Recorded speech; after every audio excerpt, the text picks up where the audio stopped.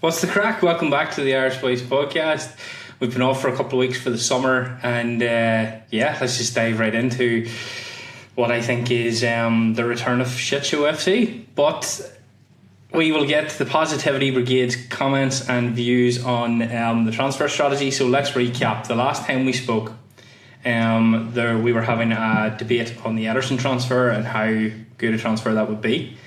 Since then, we had thought that Manchester United would make moves for Tchouaméni.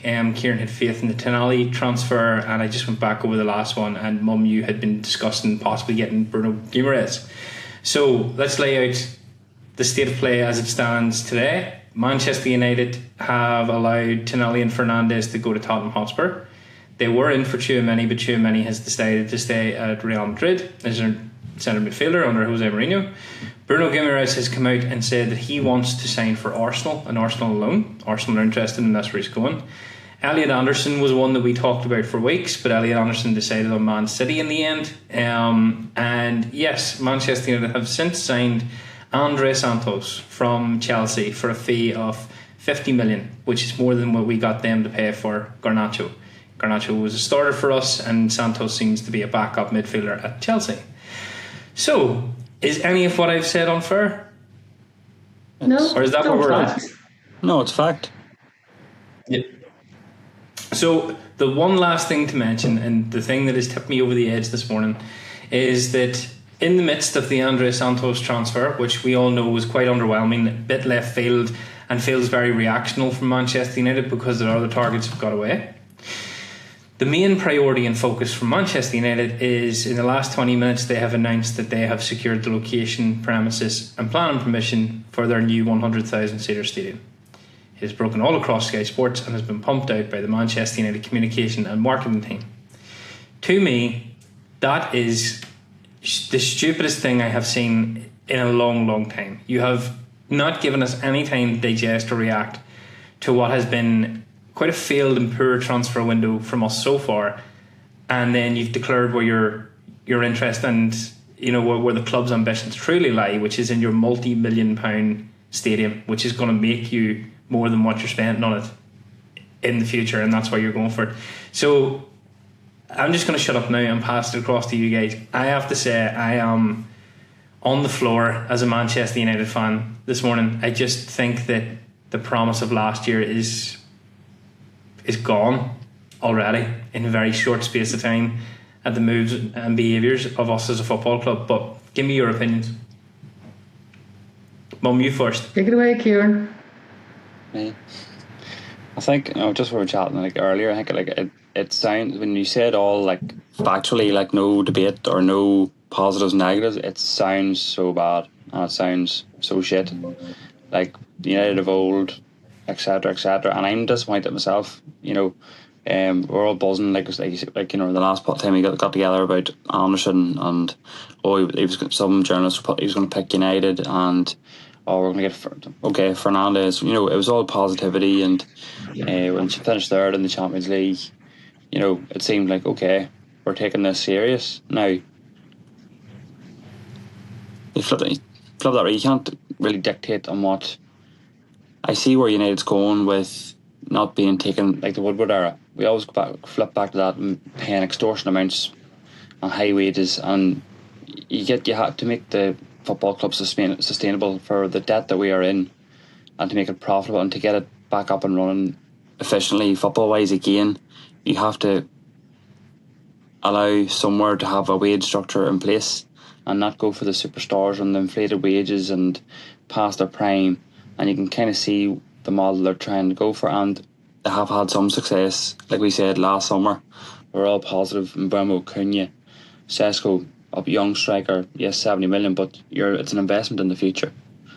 And and he hasn't done too badly in his first season. Now he can do a lot better, and I think we need an experienced striker as well. But just with the way it's moved, and like I said, Tonali falling through, Fernandes falling through. If they were the primary targets, it's very disappointing, obviously. And then Anderson obviously going to City is madness. But like I said earlier, it's early days.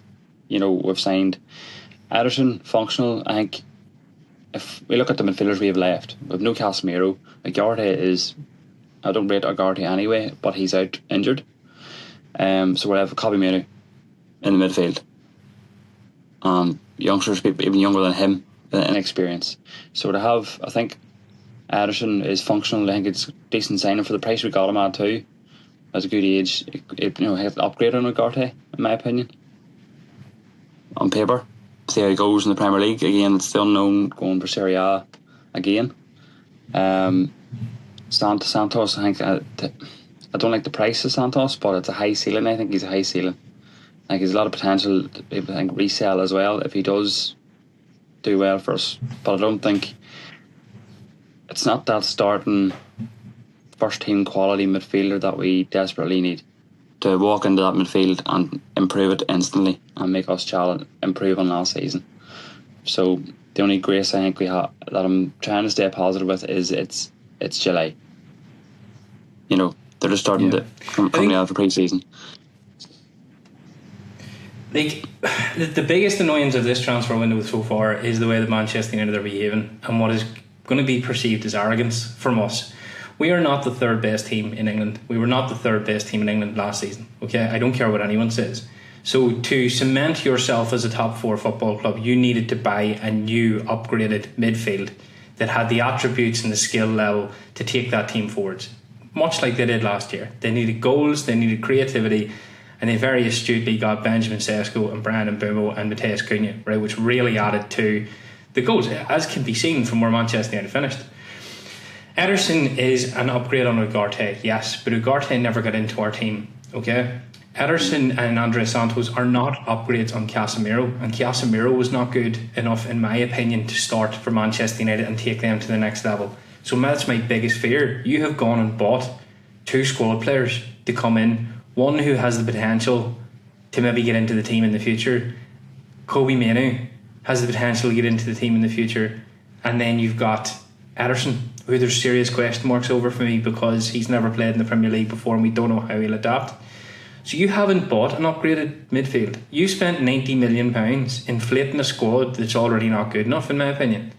And Mum, I'll let you come in here. Like, tell me where I'm going wrong there. Like, these are 2 lads that couldn't oust Casemiro from Ancelotti's Brazil team, but they're the new future of Manchester United's midfield. That to me is wild. Well, 2 points, right? Going back to your first point about we weren't the third best team in the Premier League. Yes, we were, because the table proved it. I don't care what anybody says, that's the facts. Secondly, Ederson is not done yet. There's speculation this morning and query over his medical that was taking place in the US. The medical team want him to fly into England to have a second medical. So that signing is not done yet. So the only viable person that we have through the door at present, and he's not through the door because his medical is not done, is Santos. And yes, I am disappointed because they're back in pre-season. What is it today? The 9th, and then the tour starts, and you wanted players in the door. Now I know that there's the circumstance of the World Cup and all that, but I never thought that Tchouaméni was a viable option anyway. I could never see him leaving Real Madrid. No. And I don't know who they have or who they're looking at. Another name this morning was Manu Kone from Roma. But apparently Arsenal, he's the backup if they can't get Guimaraes, and Liverpool are looking at him as well. Now to me he's a good player. He's a really good player. Mm-hmm. Yeah. So there's the other one is Danilo. Anyway, no, the Brazilian. Yeah, no. You know who I'm talking about, the Brazilian. Yeah, and Sangare as well. That's the 2. But now I would be satisfied with Manu Kone. I think he'd be a good acquisition. Who else is there, Rory? I get that, right? But what Manchester United are doing now is exactly what we did in the past, Mum. So I don't want Kone, because Kone is a reactional signing, as is Andre Santos, right? Manchester United set out to get Matheus Fernandes. That was who they wanted. That was who they were willing to spend the money on, because they could see him as being the future, okay? Then they balked at the price. And I think they have been caught cold by the behaviour of the football clubs around us. No one in their right mind saw Spurs coming in so aggressively and signing Sandro Tonali and Mateus Fernandes. Now, they were two names that were concretely linked to Manchester United. We all know that Manchester United moved for Mateus Fernandes, okay? West Ham made no bones about it. And Spurs made no bones about it by showcasing that they'd signed this footballer over a Champions League team, okay? But that was Manchester United and their hesitancy to get the deal over, saying we're not going to overpay. Fine, grand. Then you've just spent £50 million on a Chelsea substitute. Now, I seen people try to defend this lad with statistics and stuff, and they put up, I think, is it that he won 90% of the duels that he went into in the Premier League? He was one of the highest. Yeah. Did you actually read that he's 27th in terms of tackles made per game? So that statistic is a percentage based off the 2.5 tackles that he averages per game. He's one of the lowest in Europe for actually going into tackles. And as we do as fans, we put this statistic up and we said, oh, he won 90% of his duels. Yeah, he only averages 2.5 a game, guys. He's a lad that only came away with, he's meant to be an attacking minded midfielder who came away with something like 8 goal contributions, even though he played against teams like Port Vale and really low opposition. He doesn't excite me at all. There's nothing I can see in the lad where you're going, he's going to come in and start. Now, 3 years down the line, Andre Santos could be one of the biggest midfielders in the world. That's the way football works. Who knows? But we're behaving like a team that got, and the reason I said the third place thing, Mum, is we're behaving like the third best team in England. Like, we can go out and sign Andre Santos developments for the future as if they now isn't going to be a problem. As if we are a top 4 football team that is adding and sparkling in these players to improve the options that we have. It's mad behaviour, in my opinion. Is Ederson and Kobe Mainoo going to be the midfield that gets Manchester United to, compete consistently for top 4 in Champions League? I don't think so. I don't think so, guys. Question marks. That's why I'm kind of. Who is left? I know that's when you think about who is left. But it's confusing to me. Is like Who was left?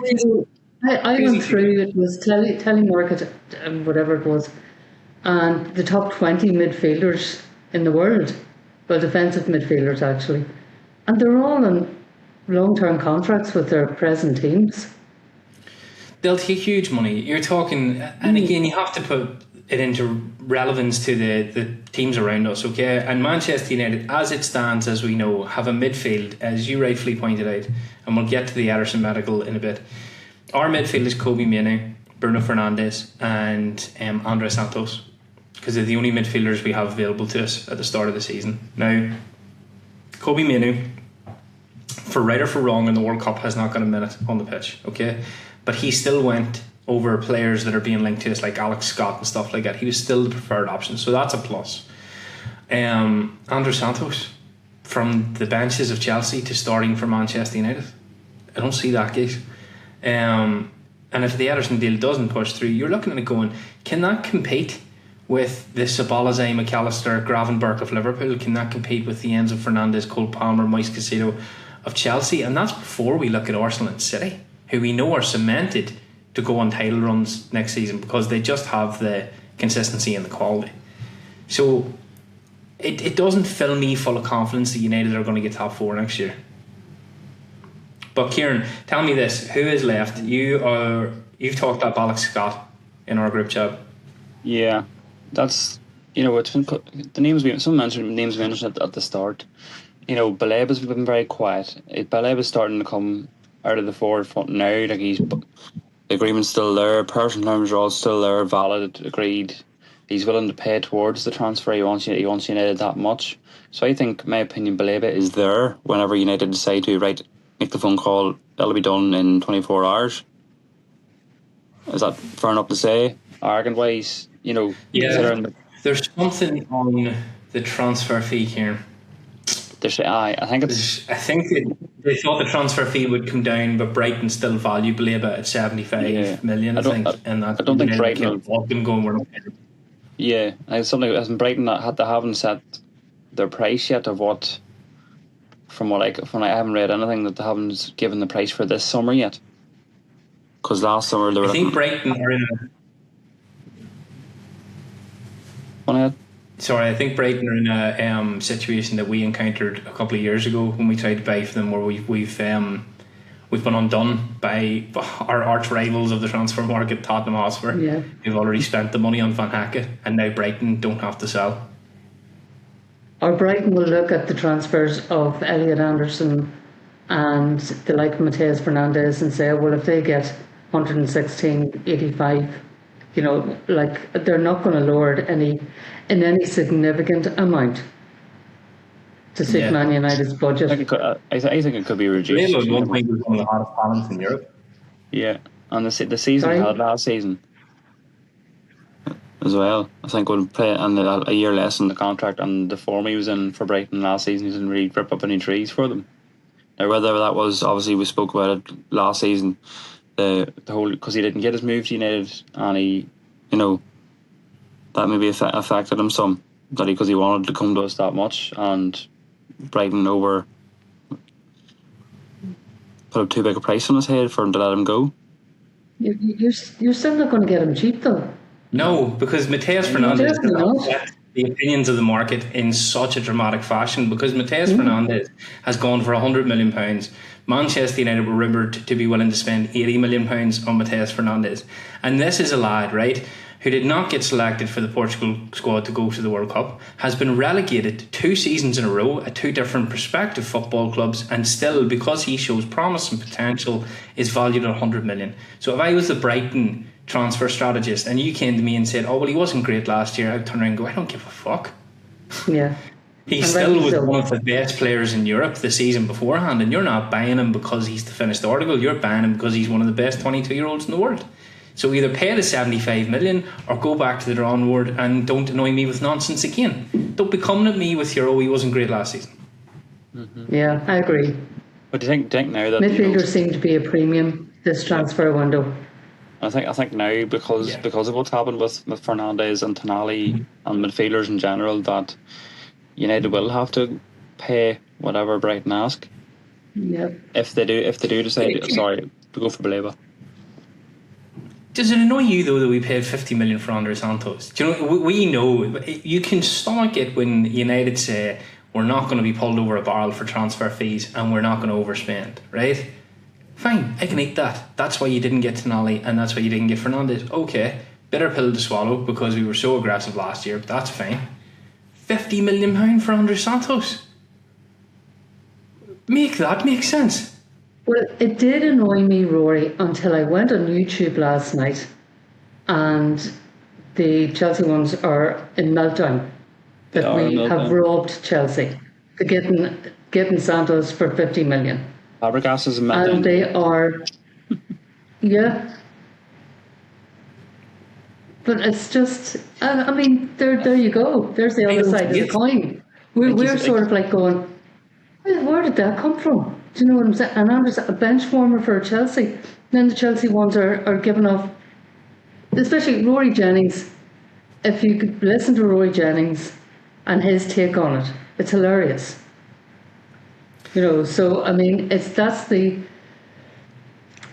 say I was very underwhelmed by the signing until I listened to the Chelsea fans. Now they rate him very highly. Isn't this all to do with Chris Favell? Somebody explained to me the relationship between Andre Santos and Chris Favell. Yeah. He when he was at Chelsea, he was on the Chelsea board briefly. He was the one that signed Santos.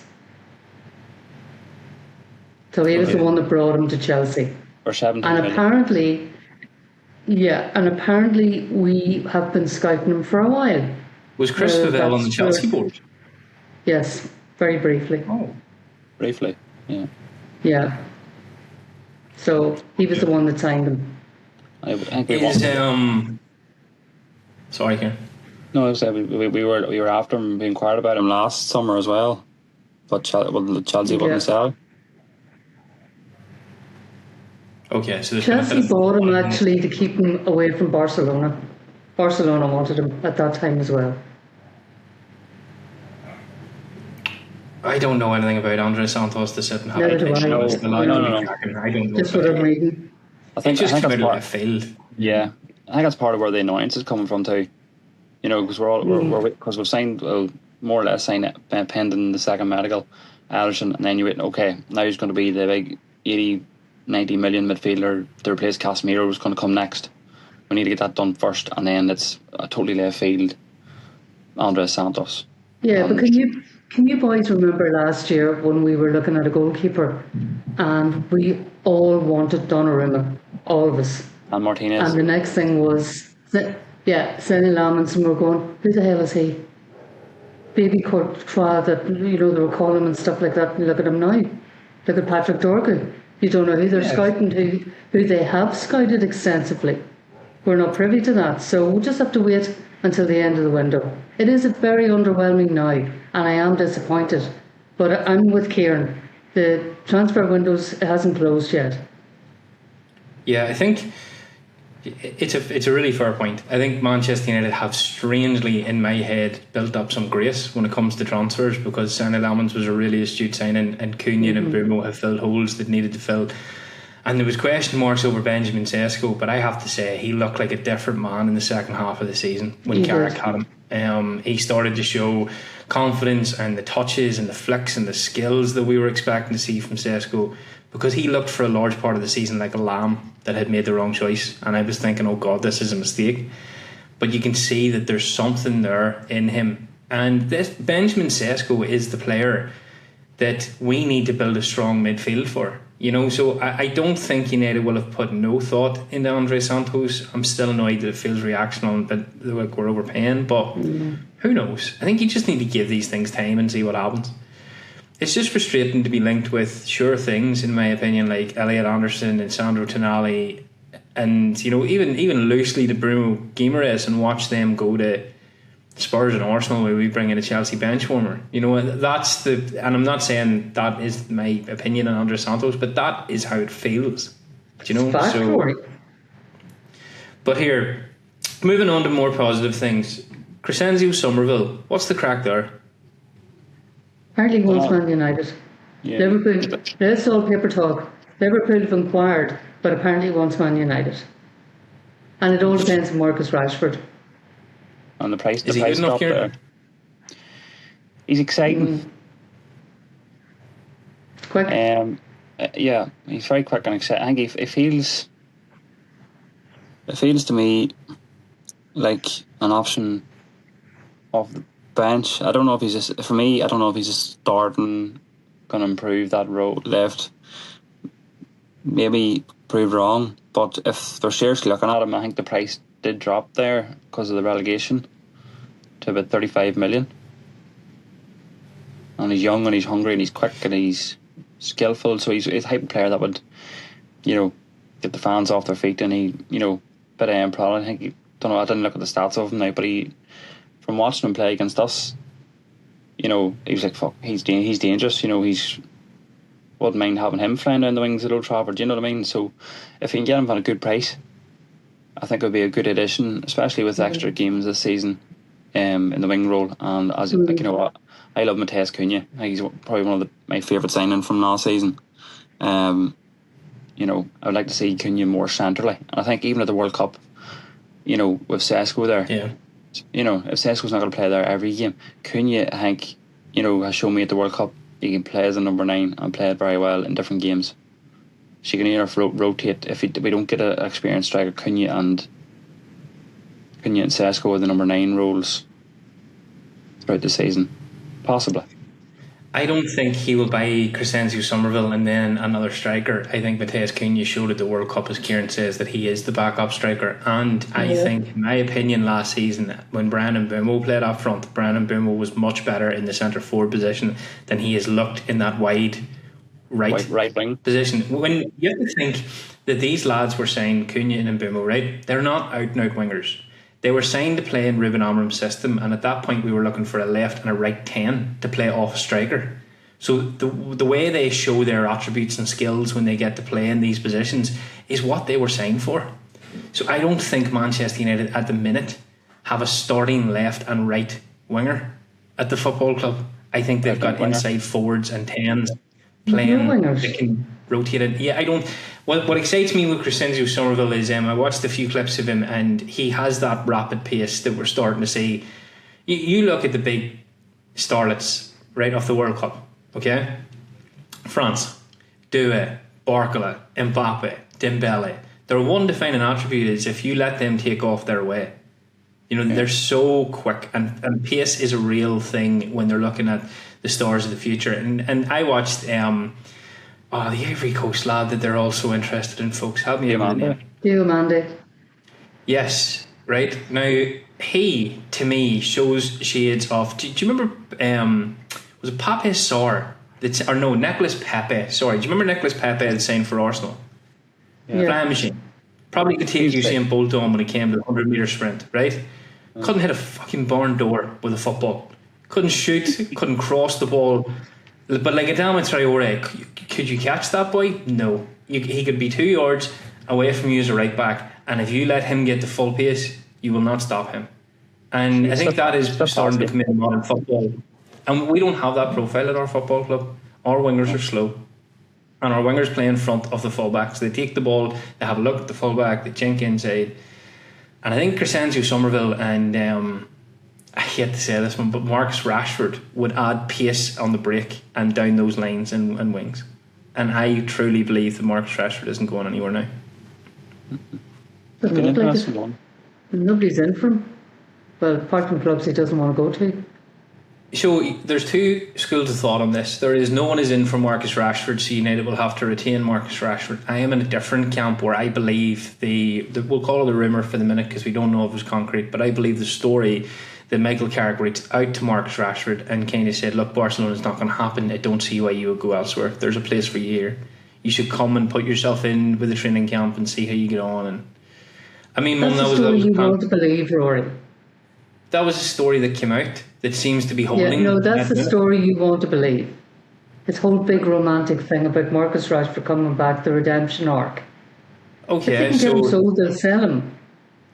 Where does your concrete factual proof that debunks my story come from? None, but it's still bunkum. So you choose to believe your story, but my story is nonsense. Yeah. I read he's open to be a part of the squad for the pre-season. And see how he gets on. He'll have conversations with Michael Carrick.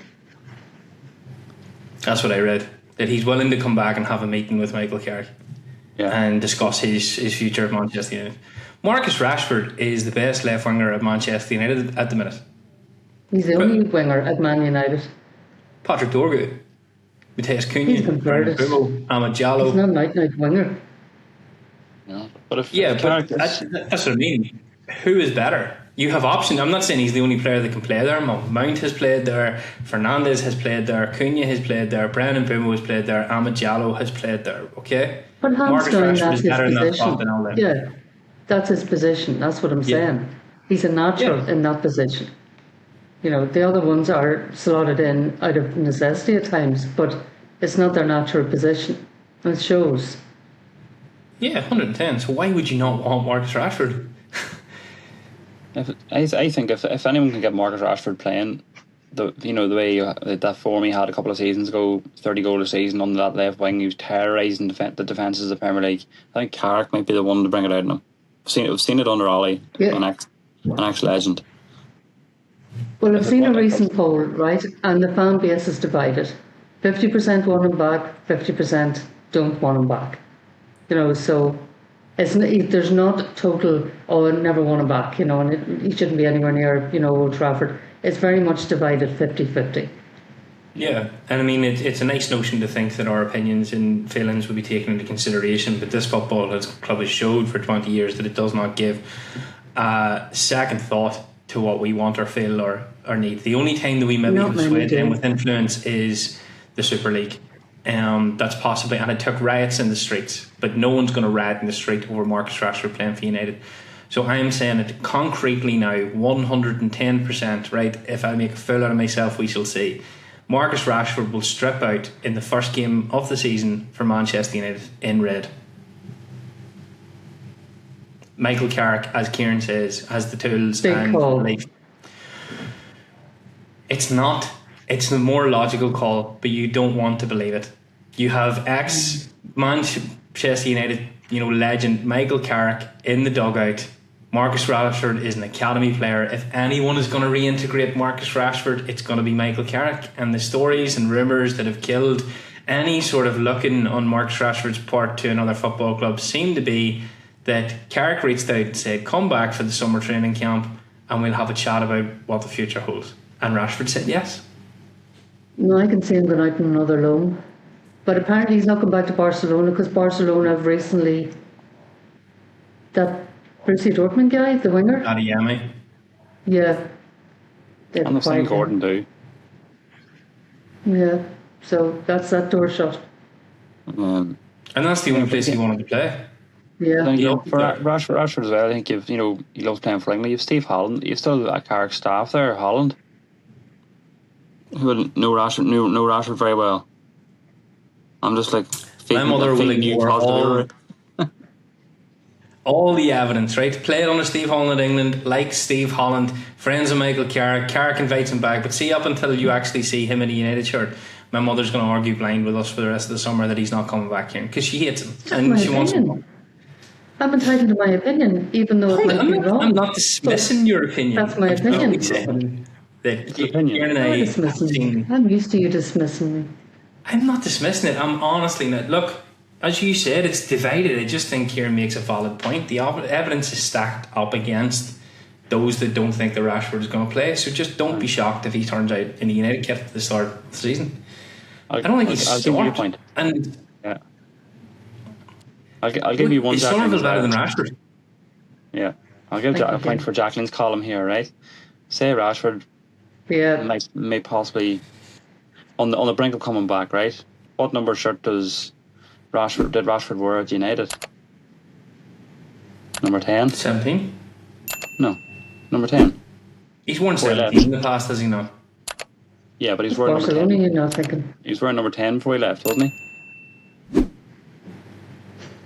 But he's not going to come back and demand the number 10. He knows he's not a stupid lad. He knows he's not in a position to do that. Well, I'm only saying now, if Devil's advocate here, if he's come back, if he was the one with the attitude that Amram wanted him out along with Garnacho and everything, I'm bigger than, I'm Mr. Man United, give me the number 10 back and I'll come back and play if he is. Matthias Cunha has the number 10. Upset the apple cart. Maybe that could be the thing. There will be ructions if Rashford comes back here and is given the number 10 back. Ructions. And rightly so. Right, hold on. Just for context around this, okay? Because Kieran makes a valid point there, but it got skated over. Ruben Amorim has come out and recently admitted that he made mistakes at Manchester United, that he got it wrong, okay? Players that have played under Ruben Amorim, even his countrymen, have said that it was a very strict and prohibitive environment, and players that we had at the football club at that time that are your heroes and my heroes at the minute have flourished since Ruben Amorim went. Why can the same not be felt or thought of Marcus Rashford? Maybe the lad just made a few mistakes as a human because he absolutely hated playing under Ruben Amorim. Could be. Do you know what? I'm not saying he's the answer. I'm not. I just don't understand the hate the lad gets. But he made very public mistakes, Rory. So very have a lot public of mistakes. Do you know what I mean? I don't see why he just gets loaded on and hated on. He's also done some brilliant things over the past few years as a human being. Oh, absolutely, yes. But he seems to be here. Like if another player makes a mistake or something like that, it's kind of like there is hate and there is Marcus Rashford, ever since he tried to feed those children in the schools, has such an agenda against him. People want to tear him down, in my opinion. I don't get it. That's it too. It's because the old saying, if something's too good to be true, it is too good to be true, and people want to tear that down. Mm-hmm. He was used as the poster boy for a lot of things, right?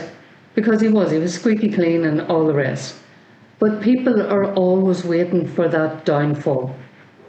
It's in some people's human nature, and they revel in it.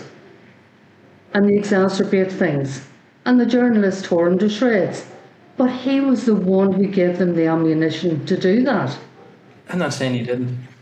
I'm just saying he made a mistake. I don't think his United career should end. Very public mistake. Here, how many of us can sit on this call as human beings and say that if we weren't in the public eye, we wouldn't have done some stuff that could have been snapped, put into a journalistic paper, and you would have looked at it and gone, shit. Yeah, but you're talking about hypotheticals, Rory. This was fact. I know that, but I choose to believe that Marcus Rashford got really stressed and really down in his situation in work, and we glorify footballers because they have this lavish lifestyle, and he acted out.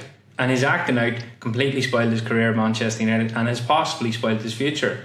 I'm not 100% convinced he will integrate himself back into United, because I think it's quite tough for him. He'll have to humble himself, and he's going to feel embarrassed coming back after those behaviours that he exhibited in England.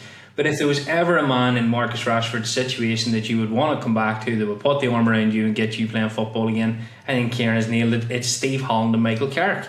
Holland is an older, more mature coach that had him in England when he was playing his best stuff, and Carrick has been around Manchester United for years and knows the academy in and out. And I just feel if there is going to be this crazy, sympathetic redemption arc for Marcus Rashford of Manchester United, it will be under the leadership of Carrick and Holland. Yeah, that's the only way I can see it. If he humbles himself, and if under those two, we could see the Rashford of old, and could have a good solid force on the left wing. And I would see I know his wages thing coming into it as well, but if you got rid of the wages of Casemiro and Jadon Sancho are off the books, the things, and then we've qualified for the Champions League, so it's not. He still has 2 years on his deal, and nothing you can do about that. So if everything aligns, you will also have to subsidise his wages for him to go out. So it could happen. Sorry, you'll have to subsidise Marcus Rashford's wages when he goes out through the door, right? So this is the logic of Manchester United fans that really, really baffles me, right? And this is to everyone, okay? Oh, I don't want Rashford to play for the football club. I'd rather sign a foreign star to come in and take Marcus Rashford's place.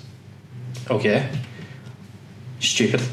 I'm just going to say that to everyone thinking that. It is stupid. You have a ready-made left winger playing at the football club who has proven that he can compete for a place at one of the European elites. We're playing Champions League next year, and you're going to have to pay the lad to play elsewhere anyway. So you want to spend 50, 60 million pounds replacing him. And I'm not saying not to sign Somerville, but United need more than Somerville. They need Somerville and a Rashford. So I'd rather Marcus Rashford went out on loan and we subsidise his wages and we spend 50, 60 million on another winger than Marcus Rashford stays. Make that make sense to me. Yeah, I'd rather it was sold. And you bought somebody else? Huh? And you bought someone else? So you're going to have to... Well, I mean, we've done without him for a year, Rory. Pardon? We've done without Marcus Rashford for a year. He's been playing for Barcelona for a year, not United. So it's not as if you're replacing him. You're not. Oh, 110%. You've also played the lowest amount of games that you've played in over 20 years. True, I get that as well. Look, you have your opinion and I have mine. I think the best case scenario will be sold. But if he's sold, are you buying another winger? Yeah, because in your world, you're going into a Champions League season, right? With the right winger options, if we go through them, they're only Brian Mbeumo and Amad Diallo. And we've just had a conversation that would contradict Brian Mbeumo playing a right winger because we all believe he could play in the middle better. Our left wing options at the minute are Patrick Dorgu and Matheus Cunha. We've all had conversations here to say that we think Matheus Cunha is a better option in the middle, okay? And we could potentially sign Crescencio Somerville. So you see where my point is coming in. Yeah. I'm not saying Marcus Rashford through and through, but by that logic, if we don't keep Rashford and we sign Somerville, we still need to buy another winger, Mum. Because then it comes into the realms, if an injury, touch wood, was to occur, then the winger that could end up playing in Champions League games, FA Cup games, League Cup games, is the likes of Shea Lacey. And is Shea Lacey ready to take that step on? Is he ready to be a first team player? So it's not just, for me, it's not just Rashford and we need Rashford back. It's not that clear cut. It's Marcus Rashford fills a gap that is going to come over this season. United have not got a big enough squad to compete at all. No. Somerville's not going to fix that. If you sell Rashford, you must buy another player. And we started this podcast by discussing how poor our transfer strategy has been. So I don't see the sense in selling Rashford. I really don't. Rashford, we know what we're getting with Marcus Rashford. Yeah. I think All right, we'll draw a line under that now. if Rashford goes, we'll sign another one. Where are you? We're debating. And that's the biggest point. If Rashford goes, you need to sign another player. And this is where like people get really short-sighted, Kieran. It's like, I'll just let Rashford go. And we did this, we've done this for years past. People can't see the light through the trees. It's like, oh, we'll let this winger go and we'll be fine. And, you know, there's other options there. And it's just their dislike of that player that they're like, you know, just get him out. And you're like, no, but I think you understand how modern football works. You look at the wingers that the likes of Liverpool and, you know, Chelsea and these teams have. They have ready-made 2 and 3 players in every position, and even they struggled to compete last year. Like Liverpool and Chelsea can't be held up as poster boys for what it takes to get into the Champions League because they were very lucky. Chelsea weren't there, and Liverpool were very lucky to be there. Mm-hmm. Yeah, they nearly fumbled it, and that's with a more robust squad than United have. Yeah, but look, moving on to final point that I want to talk about. What can United do at the minute with their current squad, do you think, next season? Where are United at in terms of competing next year? Hard to say until you know what the final squad is. But no, based on this squad. Because we've seen the present squad. A lot of our competitors have already made their marquee signings. You know, we know what Man City are and we know what Arsenal are. Liverpool are a bit slower. Tottenham have fixed what they believe is going to fix their team. Van Hecke has come in and centre back. They've signed Sensei to play on the wings. They're interested in Somerville like we are, and they've fixed their midfield with Tonali. And you know, these teams have done their business, so we know what the other teams are potentially going to be like, and we can only base it on what Man United have as a squad now. So all of that wrapped in the current United squad, what does it do next season, Kieran? Well, I think nobody thought we were going to do what we were going to do last season. So you can't really see if you know, that's saying the players we bought last year played at the level, if not better, than they did last season. Fair to say, why not? You know, another year in the Premier League, especially for Sesko. Bruno Fernandes is always top of the pile for attacking midfielders, number 10s. You know, I have got a couple of now. Midfield is still going to be the issue. We're going to concede goals, I think, like we did last year. If this is the squad, it's not going to be. We haven't signed that top class number 6. So I would say top Champions League spot again, based on everything that I know. So I don't think there's. Okay, Mom. You know, I think the top 2 are guaranteed. Yeah, I have to agree with Kieran. I can't see us competing for the Premier League. But I think top 4 is the goal, and I think a good run in the Champions League is the goal. Do you think they can go on that good run in the Champions League with the current squad? With the current squad? No. Not against the big teams. You know, not against the like your PSGs, Barcelona, Real Madrid, Bayern Munich. No, not against those teams. But I think with quality additions, when I talk about quality additions, I'm not talking about marquee signings. I'm talking about players, like specialised players, like a proper DM that can fulfil a role that the coach wants, that works within the team. That's what I'm talking about. They've just signed 2. Who? Are they going to sign a 3rd? But apparently Ederson is not an out-and-out defensive midfielder. Now, what do you call it? Santos is, but as you said, it's interesting because when I read about Santos, when I looked up the stats and who scored, right, his matches were in the cup games, and the cup games including Champions League as well. I don't think he got one. I don't think he got one start in. Yeah, he did. He played a few of the Champions League, Roy, believe it or not. I don't think he got one start in the Premier League. Sorry? Against who?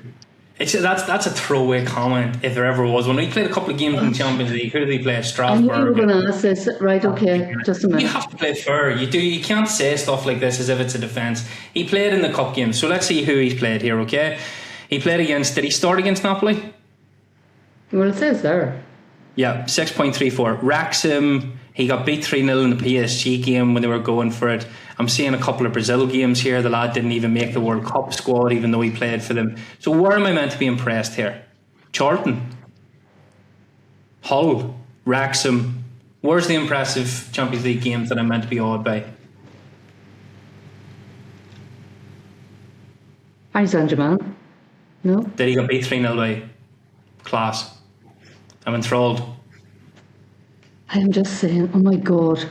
You're so I know you're just saying. You really are. It's such you can't just say that. You cannot I put did the just say fair up for people. It was just what my point was that he didn't get started in the Premier League.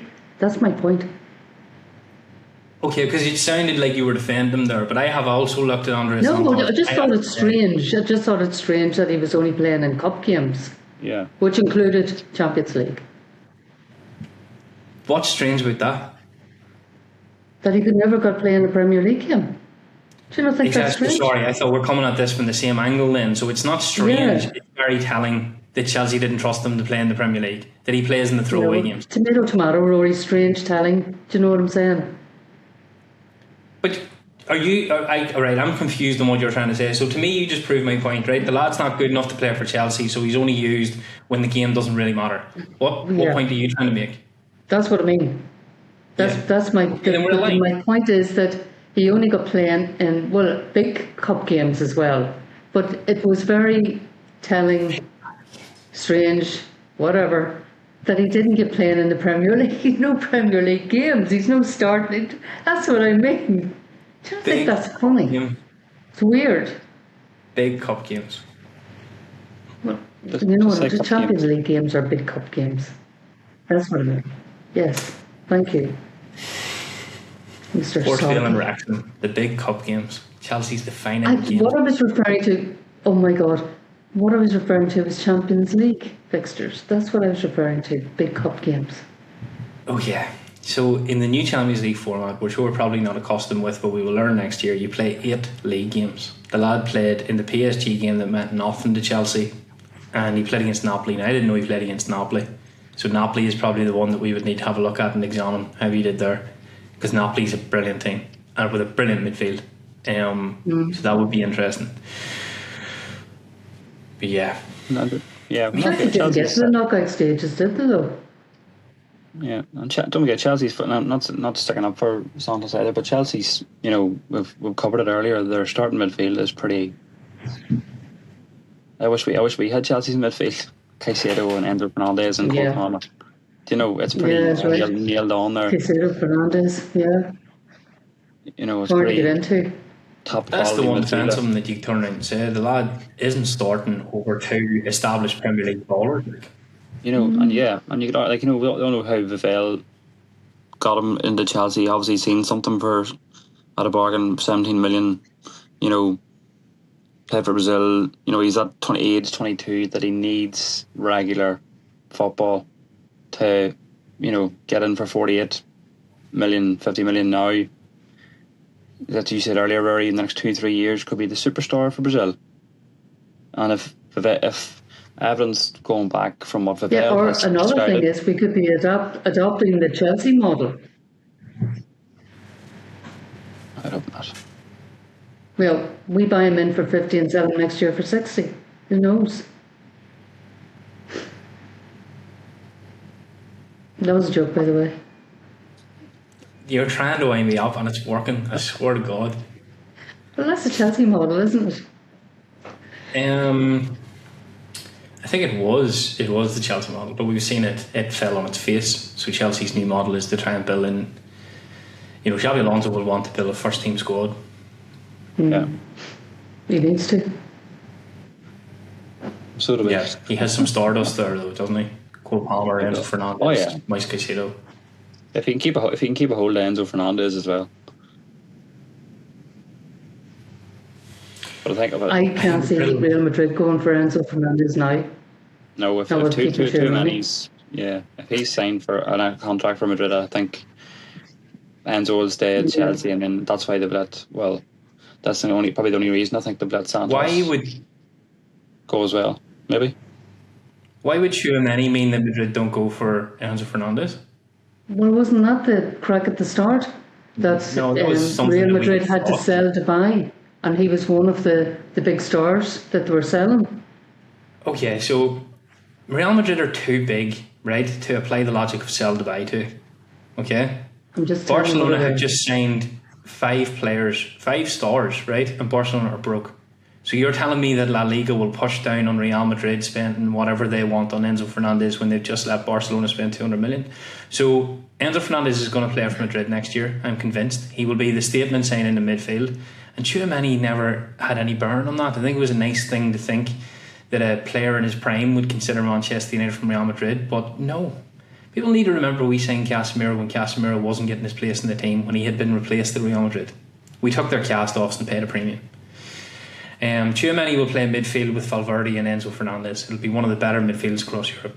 Because Camavinga only comes into the team when Tchouaméni isn't there. And aside from those lads, they were heavily criticised last year, Real Madrid, for not having the squad to be able to cope with certain injuries. So they'll still buy Enzo Fernandez. Which is probably why the Chelsea fans are in meltdown. They're probably looking at it and going, right, well, we were sold the dream that Andre Santos is the backup to Enzo Fernandez, and you've just sold him. So, yeah. Could all fall apart for them. Hopefully. Who do they... I don't know enough about the Chelsea squad to know who replaces Enzo. But Enzo Fernandez will sign for Real Madrid for 2 reasons, right? First off, he's come out and said that he wants to play for Madrid, and the second reason being that he built his whole campaign when he was going for chairman of Madrid around big statement Galactico signings, and he hasn't been able to pull it off yet. So if they're truly interested in Enzo Fernandez, he'll do it. He'll pay whatever it takes.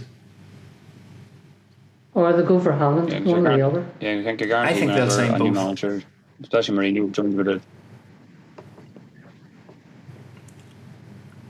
Yeah, they always give a new manager that big statement Galactico, don't they? Yeah, the big signing, big unveiling. They don't play in the same leagues. We're not. They don't play in the same league as we do, Real Madrid, when it comes to money, finances, and transfers. Themselves, Barcelona and PSG are the upper echelons of what you can do in football. They'll buy whoever they want, as they always have, when they want, and spend what they want, and cover it in whatever way they have to squeak past financial fair play. That's the Madrid model. It's how the biggest club in the world tend to behave. Yeah.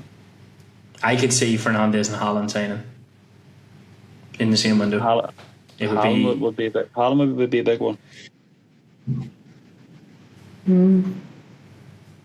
Yeah, I don't know. Like, it's going to be a very interesting summer to see what happens kind of at the top of the football table, because there's rumours that Vinny Jr. is leaving Madrid. Where does he go? Who can afford him? I'm not even gonna wind you up, but I'll tell you what I read. Actually, if there was a hint of somebody leaving Madrid, guess who's linked? Man United. Going to offer Vinny a big £120 million contract. Yeah. Yeah. Actually, I did read that. I'm not lying, but I know it's a lot of.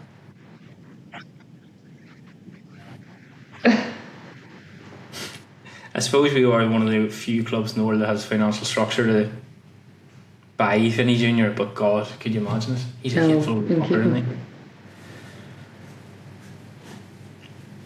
Okay, well, we've lost Kieran. Kieran has gone. Yeah, he's had enough. Yeah. So yeah, it's going to be interesting to see the end of the transfer window now. Yeah. It'll be interesting couple of weeks. You need to start making moves, especially after they unveiled the new stadium straight after signing Andre Santos. I think that was so misguided. No, that must have been much more of a deflection. There was an awful lot of negativity when that was announced about Santos. And I think that this new stadium now and, all the the coverage of it, it is a deflection away from what a lot of supporters perceive as failure in the transfer window. So we'll get all this, news and pics and all that sort of thing, about this new stadium.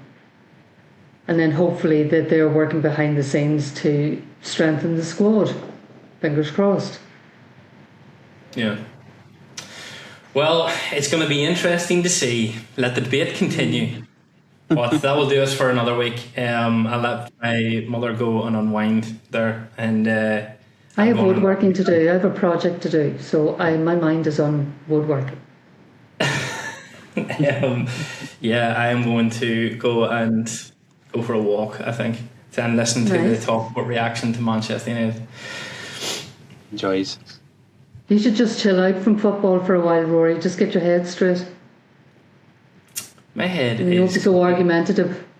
Football is life. Listen, you bring out the worst in me. Two opinions. Oh, that's true.